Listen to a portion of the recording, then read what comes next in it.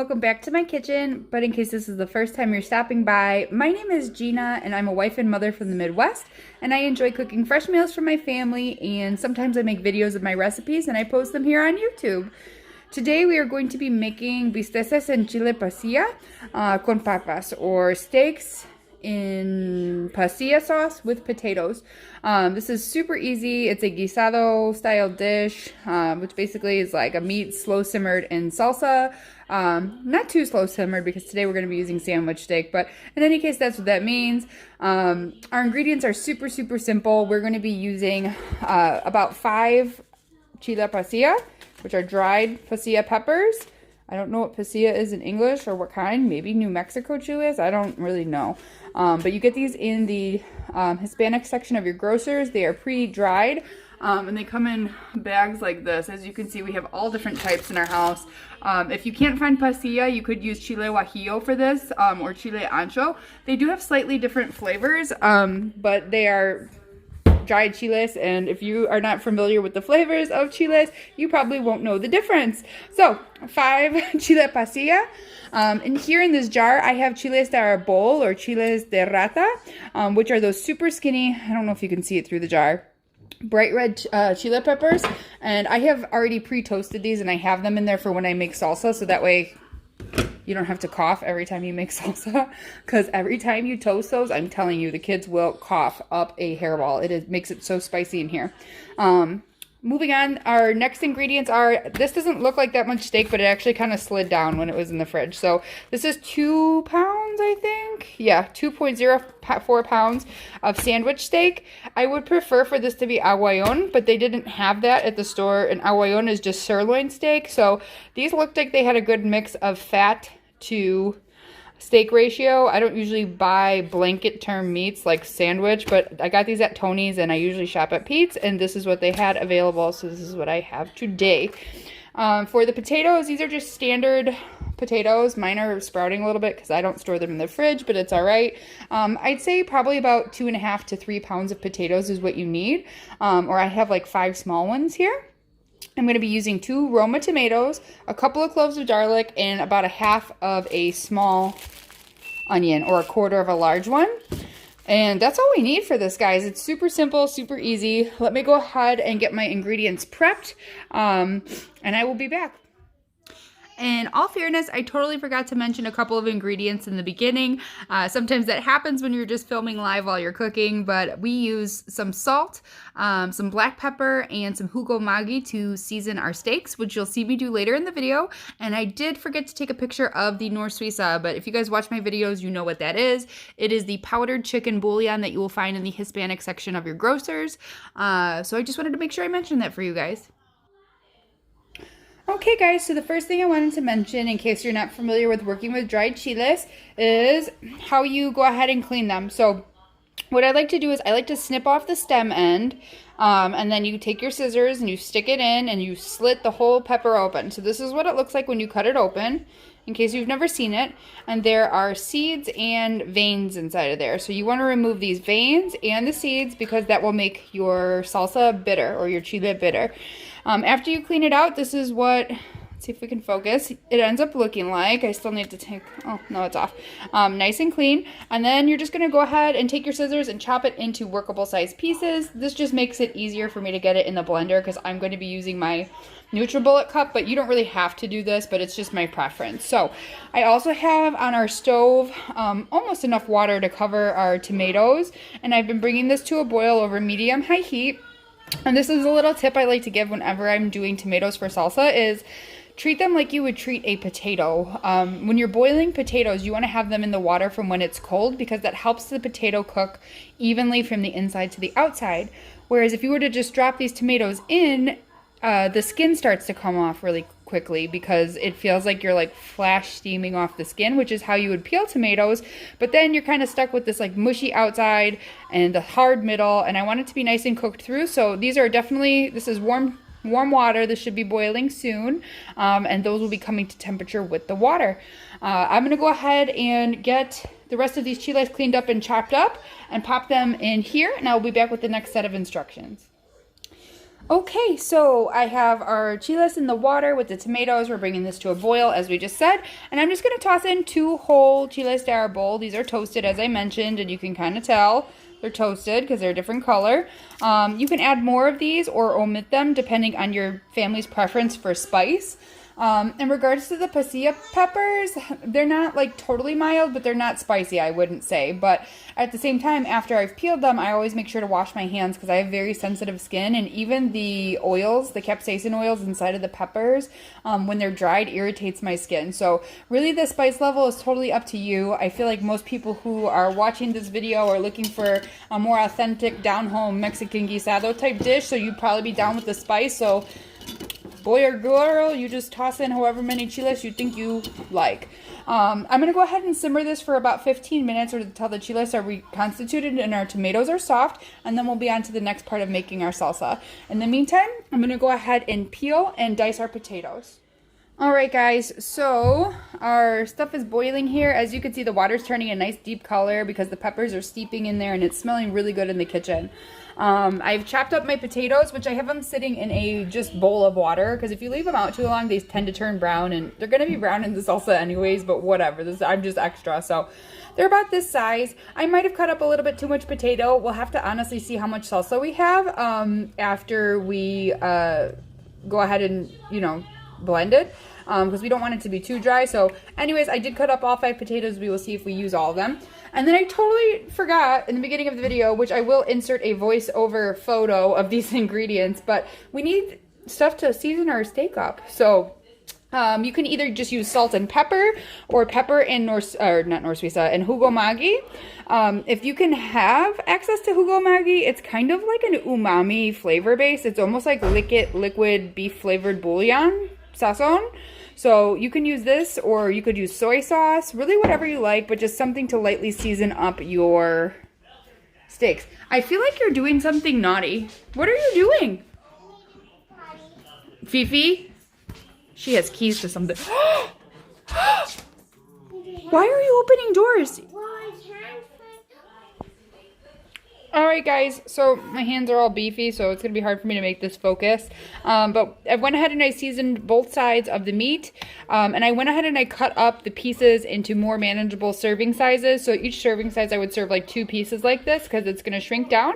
And I did want you to see, if it'll focus for me, that these are very thin sandwich steaks. These are like 1/4 inch thin steaks, and that's what's going to lend to them cooking quickly and becoming tender. They look dark like that because the Jugo Maggi that I put on there is a dark soy sauce colored liquid, so there's nothing wrong with this meat. That's just how it's seasoned. If you want, you could add lime juice to this, or limon, it's up to you, but I'm not going to add that for this particular dish. So now we're just waiting. Our salsa should be done in just a moment. I'll show you what it looks like when we blend it up. I'm going to go ahead and peel 2 cloves of garlic and peel our onion and get that in the blender, and I will be back. Okay, so I'm going to go ahead, it's been our 15 or so minutes, and take out our tomatoes and all of the chiles and add them to this blender. I might have to do this in 2 batches, just because this is a small blender cup. But once the tomatoes break down, it'll actually have a lot more room, and these peppers don't take that much room in here. So let me go ahead and get those in there. And I do want to mention I am going to be adding a 1/4 cup, or possibly more depending on the consistency of this poaching water for the chiles, because we need it to thin out the sauce. It's got loads of flavor in it, and there's no reason to toss it out. So let me go ahead and transfer all of these and blend this for you, and I will be back to show you what it looks like. Oh, and I forgot to mention, in the bottom of here I have our onion and our 2 cloves of garlic as well, and I'll be adding some salt to that as well. Alright guys, so I'll go in the light so you can see this. This is a very smooth salsa. I blended this for quite a while. It's really thick. I probably could add a little bit extra water, and for that reason I have reserved some of our boiling liquid here on the side. Into the same pot I went ahead and just dried it out, and I added some olive oil or whatever kind of oil you want. And we are going to fry our salsa before we start adding in our remaining ingredients. So it will jump a little bit, just be careful. We're just going to do this for about 5 minutes or until it deepens in color. Normally, I would actually strain this. So if you have a fine mesh sieve or like a really fine colander, you can run this through and it will obviously be even smoother. But I broke mine during Thanksgiving, so I don't have one right now. So we're just going like this and it'll be just fine. So yeah, this is a little bit thick. We're going to move this to medium-low and we are going to add in some extra water. And you want it to be the texture of a thick soup when we start adding our meat into it, because we're going to be adding the meat and potatoes and they have to simmer and they'll add their liquid to it as well. So you don't want it to be too thin, but you don't want it to be so thick that it becomes dry. Oh man, I just got salsa all over my white hoodie. Great. Okay, so this is where we're at right now. Not too much of a difference in color, but it has been simmering for about 5 minutes. We're cooking off some of that raw garlic flavor and raw onion flavor from adding those directly to the blender. Also a little trick, I always, you want to get all of the chile out of here. You like cooked it, so get it. So after you dump your mixture, your salsa into the pan, put a little bit of water and shake it up with the top on and do that until it's cleaned out with just little bits of water because you don't want to waste any of that. And then next we are going to just be adding in our steak. I have seen people fry the steaks off first, but these are so thin and they're inexpensive cuts of steak, and I want them to add all of their juice, whatever juice they have, to our salsa. Which will make the flavor of the dish richer overall. So I am not going to fry the steaks before, but if you want to sear them, you're more than welcome to. Everybody does stuff a little bit differently. I always try to make mention of that. So I'm just kind of sticking these in one by one and making sure that they're covered before adding additional pieces, so that way they don't stick together. And then once we have all of our steak in, we're going to go ahead and let this simmer for about 10 minutes on medium-low by itself without the potatoes. And that's because I want this to cook for a total of about 30 minutes. So it's going to need to simmer for like 10 to 15 minutes for just the steak. And then, you know, with the potatoes, another 10 to 15 minutes. So that way we don't end up with overcooked potatoes. Because if we put the potatoes in right now, by the time I was happy with the texture of the steak, we would definitely have some potato mush in here. Mashed potatoes and chile, which would probably be delicious, but wouldn't look too cute. So let me go ahead and pop these babies in here, and I'll be back in 15 minutes, 10 minutes to show you what this looks like. Alrighty, Ruiner people. My mom says that. Hi, Mom. I don't know if you watch my videos, Mom, but I just said a mom thing. Alright, so it's been 10 minutes. As you can see, the Bisteces have added their jugo, their juice, to the little party here. So our chile is much thinner, which is okay at this point because we are going to be boiling this uncovered. So it will be evaporating as we cook our potatoes. I went ahead and I drained these off. I'm going to add almost all of them and mix it up and see how I feel about it. Now this is going to be fine. Ooh, this is going to be fine. So basically it was 5 steaks, 5 potatoes, 5 chiles. So that's the ratio if you guys want to increase it or decrease it for your family. So what I'm trying to do now, because it's kind of hard with the shape of the steaks, is to get all of the potatoes submerged underneath the chile. And we're going to cook this for another 10 to 15 minutes or until the potatoes are fork tender. And then this dish will be ready. I went ahead and I added some additional salt to it. I did taste it and see, and it needed salt. So I probably added about half of a teaspoon of salt to this. But you could season it however I want, or however you want. You could totally add like nor suiza, the res, the beef one. Or just salt like I did. So, alright, this looks good. I'm going to raise it back up to medium-high so this comes back to a boil. And I will be back with the finished product, guys. Alright guys, so it has been another 15 minutes. I know that because I am also making rice, and the rice timer is 15 minutes, and just set timers, guys. What you need to do. Go ahead and check our potatoes. Yep, they are fork tender. I don't really want to mush them up. I don't want them too soft. Our chile has thickened up to a nice consistency. If you want it thicker than this, you could go ahead and just keep boiling it and it will totally coat everything. But my husband's not going to be home for a while, so I'm just going to keep this going on low for a little bit with the lid off, and it will thicken up perfect. And that's that. I'm just gonna wait for him to get home and I'll show you how I serve this up. Alright guys, so here it is, the finished product. We've got the potatoes obviously, there's pieces of steak hiding out underneath, and then I'm serving it with beans and rice. Probably doesn't need both because there's a lot of carbs going on here with the potatoes and stuff. And my hardworking husband is finally home. What do you think, honey? It's delicious. You like it? Love it. It's a guisado, right? Un guisado de carne de chile pasilla con papas, ¿no? See? Rico, está bien rico, ¿verdad? All right.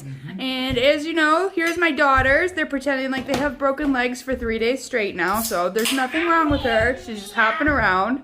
We're going to go ahead and eat our dinner. I hope you enjoyed this short video on how to make bisteces y papas en chile pasilla. I hope you try it because it's delicious and easy. And, Like this. oh, he's going to show us how to make it. No, I don't have until Saturday. I will have my day off. Well, I'm day off. I really want to I really want to All right, guys. Thank you so much for stopping by. If you like this video, please give it a thumbs up. And if you love it, please subscribe. I really appreciate you watching my videos. Thanks for stopping by. Good night. Bye, good night. Yeah, Say good night, Fifi. good night.